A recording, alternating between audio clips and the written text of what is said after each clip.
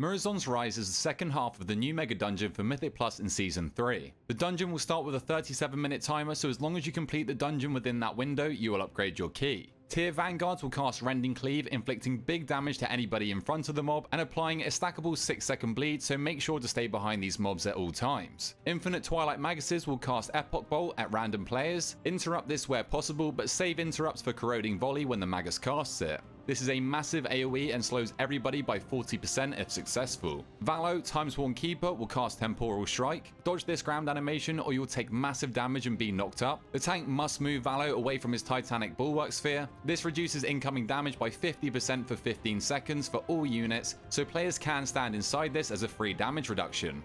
Larai, Timesworn Maiden, will cast an unavoidable AoE in Ancient Radiance. Prepare defensives here if you're already taking heavy damage. She also casts Orb of Contemplation. This sends an orb towards a random player, inflicting huge arcane damage to anybody struck and stunning them for 3 seconds. After reaching the player, it will then return back to Larai. Finally, Spurlock will charge a random player and then cast Binding Grasp, binding the furthest player from him and pulling them towards him, inflicting big arcane damage to that player for 10 seconds. This also silences them. Interrupt this cast as quickly as you can, but note the Spurlock will be inside his Shrouding Sandstorm, making him untargetable from the outside. To interrupt him, players must enter the circle. Tyr, the Infinite Keeper. Tanks will have to deal with the boss's Titanic Blow, dealing huge physical damage in a frontal cone and leaving consecrated ground on the floor that deals fatal ticking damage if you stay inside it, so make sure to avoid this and tanks don't fill up the room. Tyr will also face random players and hit them with Infinite Annihilation, exactly the same as the tank frontal but dealing less damage. The boss will also cast Dividing Strike, dealing huge arcane damage divided among players struck within the targeted area. If less than 2 players are struck, the boss will gain Infinite Empowerment, increasing all of his damage done by 33% for the rest of the fight, and this affects stacks. Tyr will inflict 2 players with Spark of Tyr, dealing arcane damage every 2 seconds to players within 4 yards. But beware that upon removal it will deal party-wide damage, so don't get too hasty with the dispels. Finally, at 0 energy, Tyr will siphon Oathstone, gaining a Radiant Barrier and causing a hastening eruption. While the Radiant Barrier holds, it inflicts AoE damage every 2 seconds, so players will need to burst this shield down ASAP. During the hastening eruption, volleys of Time Essence can be collected to increase haste and movement speed by 15%. This stacks up to 3 times to help you delete the shield. However, time capsules that do reach the Oathstone will add to Tyr's Radiant Barrier, so make sure to intercept these before they reach the middle. Upon defeating Tyr, you'll take out 2 new mobs before engaging the Gauntlet. You'll need to dodge the Infinite Watchkeeper's Timeless Curse, simply sidestep the ground animations. They'll also pulse out massive amounts of AoE damage through Infinite Fury, so healers be prepared, but your group should likely pop defensives here.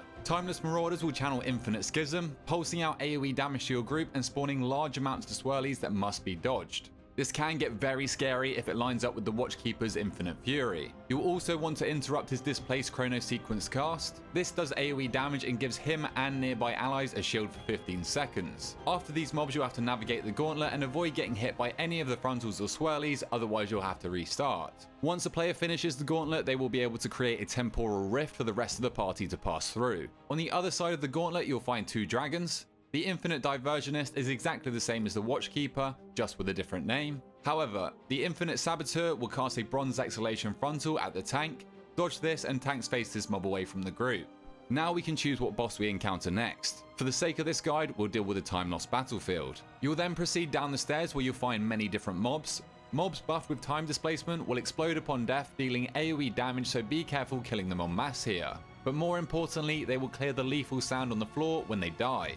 Tanks should position these mobs as near to the sand as possible. Time Stream Anomalies will cast Bloom. Dispel this ASAP or the debuff will be duplicated onto a nearby player so it can quickly get out of hand. Also, avoid being hit by the Untwist frontal. Generally, this will target the tank, so the rest of your group should stay behind. Infinite Rift Mages need to die to open up the portals. They will spam cast Temporal Blast into the tank, dealing arcane damage. Spare Kick should go into this, as your main priority will be on interrupting the Infinite Burn. This does heavy upfront damage to a random player and applies a 9-second nasty dot that also slows the player. Time Lost Rocketeers will primarily hurt your tank with Staticky Punch, leaving a nature dot for 8 seconds. Outside of this, the rest of your group must interrupt the Rocket Bolt Volley the mob casts. This will deal massive damage to anybody within 40 yards. Time Lost Aerobots will charge up an Electro-Juice Gigablast frontal attack that must be dodged. Watch out for where the Aerobots are facing. Pendulums will channel Time Beam at a random player, interrupt this cast or dodge the missiles that flake off. Horde Destroyers will cast Volatile Mortar, avoid the ground animation here. Also, make sure to use CC during the deploy Goblin Sappers to ensure the goblins don't connect with any of your team or you might end up dying. Here the fight will change depending on your faction. This is a relatively simple fight with not too many mechanics, but if you are Horde, Anduin will cast Mortal Strike on your tank, reducing healing effects received by 50%. He'll also aim a frontal shockwave at the tank regularly, so other players should be sure to dodge this. Outside of this, Anduin will summon 3 adds whenever he casts for the Alliance. Your group should swap to these adds and cleave them down ASAP to continue on with the fight. These adds are CCable, so help to reduce the outgoing damage here by kicking and stunning. Note that healers can dispel the fireball dot that conjurers apply too. Anduin will pursue a random player with Bladestorm, so your party should make sure to stay away from him during this cast as he travels around the battlefield, and finally he will cast Battle Cry, dealing AoE nature damage to your party, so be prepared with defensives if needed. The fight is pretty much the same for Alliance players, except for obvious reasons you'll now be fighting the Horde. Now we move on to the alternate form of Chromie, Morchie. She fires a tank blast and a frontal cone, so make sure to face her away from the group and DPS spread. Outside of this, she'll cast more problems, summoning clones of herself that channel a Dragon's Breath. Before her clones finish casting this spell, they will destabilize, leaving only the real Morchie to unleash a wide cone attack, so you need to find her quick here and position yourself behind her so you don't receive a Sam Buffett debuff. Morchie is the only one not wearing a hat. Morchie creates traps at random locations with time traps. Triggering these traps will cause a time stasis, rooting players for 30 seconds, or trapping creatures until the next familiar face is cast. This cast summons copies of your party that fixate on the corresponding player, which you'll need to drag through a time trap, otherwise it'll probably kill you.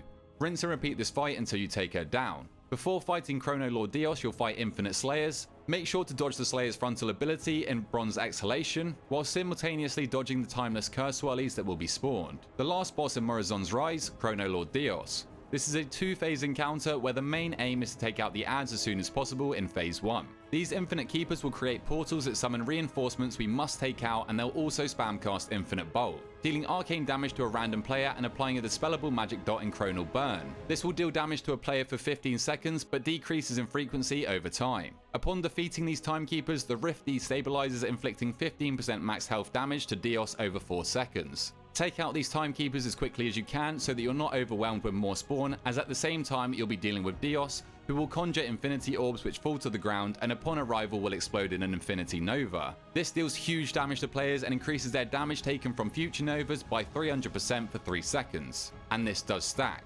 Note that these orbs will fall slower when players stand underneath them. Deios will cast a frontal breath on tanks, inflicting arcane damage and slowing their haste and movement speed by 20%. This affects stacks but also affects enemy units, so tanks should try and aim these at the summon adds too. Upon defeating all of the keepers, the boss will now enter stage 2 at 20% health. Here Deios has 3 abilities that he will repeatedly cast until the end of the fight. Infinite Corruption blasts Nozdormu with bronze magic, sending arcane artillery throughout the arena, so make sure to dodge these swirlies. These will scar the ground for 2 minutes, dealing damage to players stood within it, so try not to fill up the room here. He summons more infinity orbs that you can stagger by standing under them. And finally, Deios continues to cast his Temporal Breath frontal attack. During this phase, Nozdormu is freed and we also receive a haste buff, so this stage of the fight is pretty free. But that's all you need to know for MUROZOND'S Rise in Mythic Plus. If this guide did help you or a friend out, then please feel free to drop a like down below and subscribe to your boy. And until next time, I'll catch you guys later.